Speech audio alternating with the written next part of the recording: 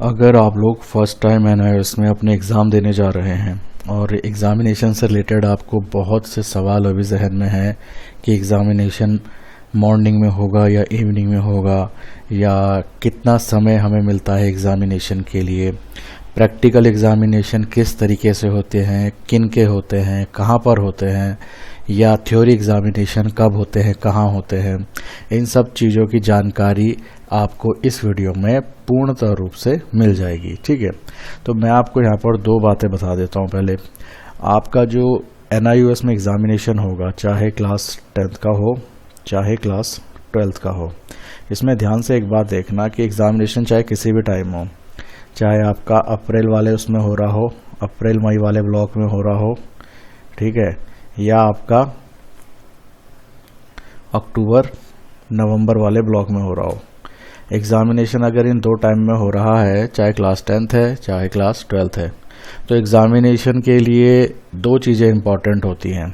एक, आपके सब्जेक्ट्स आपने कौन से ले रखे हैं, क्योंकि इसमें दो तरह के सब्जेक्ट होते हैं। एक सब्जेक्ट वो होंगे जिसमें केवल थ्योरी होती है, और एक सब्जेक्ट वो होते हैं जिनमें थ्योरी के साथ साथ प्रैक्टिकल भी होता है।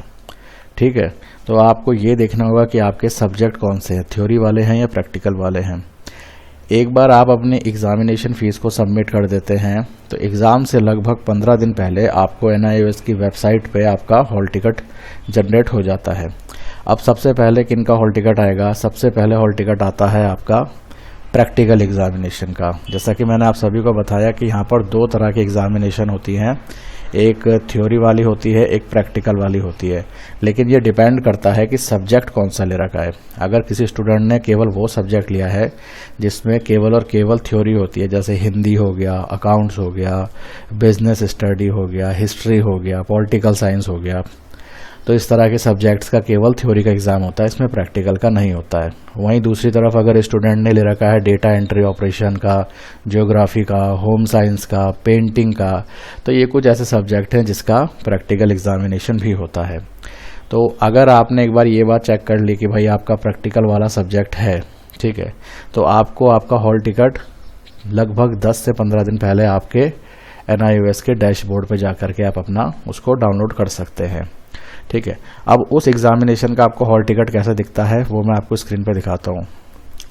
यहाँ पर आपकी स्क्रीन के सामने एक हॉल टिकट बना हुआ है जिसमें स्टूडेंट की कुछ पर्सनल इन्फॉर्मेशन को हाइड किया हुआ है, बाकी सब चीज़ें जो आपके काम की है वो सब यहाँ पर आपको शो कर रही है। तो ये पिछले साल का आपका हॉल टिकट आप देख सकते हैं प्रैक्टिकल एग्ज़ामिनेशन का। ठीक है, यहाँ पर ऊपर इस चीज़ को मेंशन भी करा हुआ है, जैसा आप देख रहे होंगे यहाँ पर ये लिखा हुआ हॉल टिकट प्रैक्टिकल। ठीक है, तो ये आपका सबसे पहले ये ही आता है, ठीक है, थ्योरी वाले से भी पहले। ठीक, अब इसमें क्या है, देखो यहाँ पर सब्जेक्ट कितने हैं, painting, home science, data entry, और इसके आगे डेट्स लिखी हुई हैं, ऐसे में लिखी होंगी डेट्स। 4-4 दिन का ब्लॉग बनाया रहता है। ठीक है, 4 डेज़ का ब्लॉग बना होगा। देखो यहाँ पर 21 से 25 ये भी 4 दिन चलेगा, फिर 26 से 30 ये भी आपका 4 दिन, और तीसरा भी 26 से 30 ये भी आपका 4 दिन। तो यहाँ पर क्या होता है, इन्होंने एक ग्रुप बनाए रहते हैं, स्टूडेंट के बैच बनाए रहते हैं कि मान लो भाई हम पहले 20-20 बच्चों को एक दिन में हैंडल करेंगे, या 30 बच्चों को एक साथ हैंडल करेंगे, या 50 बच्चों को एक साथ हैंडल करेंगे। ये डिपेंड करेगा सेंटर की कैपेसिटी पे, कितना उनका लेने का उसमें है कैपेबिलिटी। ठीक है, तो उस हिसाब से ये लोग स्टूडेंट को उनका प्रैक्टिकल लेते हैं। और ये प्रैक्टिकल एग्ज़ाम ध्यान से सुनना, ये वाला प्रैक्टिकल एग्ज़ाम जो होता है ये आपका ऑलमोस्ट हमेशा, यहाँ पर वैसे मेंशन भी रहेगा जैसे लिखा हुआ ना एग्ज़ाम सेंटर एड्रेस, ये आपका हमेशा स्टडी सेंटर ही होता है in most of the cases. ज़्यादातर केसेस में ये आपका स्टडी सेंटर ही होता है। ठीक है, इन केस अगर स्टडी सेंटर हट गया है या ब्लैक लिस्टेड हो गया है तो इसकी जानकारी आपको तुरंत अपने कहाँ से लेनी है, RC से। RC मतलब आपका जो रीजनल सेंटर होगा। रीजनल सेंटर कहाँ होता है, आप जिस भी स्टेट से बिलोंग करेंगे बेसिकली ये आपके स्टेट की कैपिटल में ही होगा। ठीक है, तो वहाँ पर आप जा कर के इसकी जानकारी ले सकते हैं। बट जो स्टूडेंट के स्टडी सेंटर ब्लैक लिस्टेड नहीं हो रखे हैं उनका स्टडी सेंटर में ही उनका प्रैक्टिकल एग्ज़ामिनेशन होता है।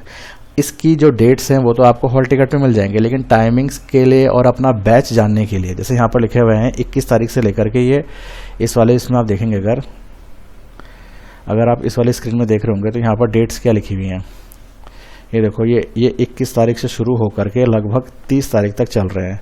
लेकिन यहाँ पर इस स्टूडेंट को ये तो नहीं लिखा हुआ कि भाई तेरे को कौन से वाले बैच में आना है ना। तो इसकी जानकारी के लिए इसको कहाँ विजिट करना पड़ेगा, इसके लिए इसको जाना पड़ेगा अपने स्टडी सेंटर में। अपने स्टडी सेंटर में जा कर के जो वहाँ का सेंटर सुपरिटेंडेंट होगा या NIOS का कोऑर्डिनेटर होता है एक, ठीक है, हर स्कूल में जो बने रहते हैं स्टडी सेंटर, आप उससे इस चीज़ की जानकारी पहले ले सकते हैं। इस केस में मान लो 21 तारीख को पेपर है तो बच्चा कम से कम चले जाए 21 तारीख से पहले किसी भी सूरत में वहाँ पहुँच जाए, 20 तारीख तक वहाँ जाके जानकारी ले ले कि भाई मैं कौन से वाले बैच में हूँ, मैंने किस दिन आना है। तो इस सब की जानकारी वो स्कूल आपको दे देगा। दूसरा सवाल यहाँ पर आता है, अगर ये मालूम करना है कि भाई स्टडी सेंटर ही कौन सा है, तो स्टडी सेंटर के लिए आप देखिए आपका एक आई कार्ड मिला होगा आप लोगों को, इस तरीके का आई कार्ड होता है कहना है उसका, ठीक है। तो अगर आप इसको देखेंगे तो यहाँ पर सबसे नीचे आप देखेंगे यहाँ पर स्टडी सेंटर लिखा रहता है, देखियो यहाँ पर, ठीक है, यहाँ पर स्टडी सेंटर होगा लिखा हुआ, या जिसे AI भी बोलते हैं, ठीक है। तो ये जो आपका आई कार्ड होता है इसमें नीचे जो ये स्टडी सेंटर लिखा हुआ है, यहीं पर आप लोगों ने प्रैक्टिकल का एग्ज़ाम देने जाना होता है, ठीक है। तो ये बात तो हो गई आपकी प्रैक्टिकल एग्जामिनेशन से रिलेटेड, ठीक है। और सब्जेक्ट अगर आप लोगों को देखने प्रैक्टिकल वाले तो ये टोटल रहे सब्जेक्ट, ये देख लो स्क्रीन में, ये होते हैं ये टोटल सब्जेक्ट होते हैं। जब डेट शीट आती है प्रैक्टिकल की तो इस तरह से दिखेगी आपको।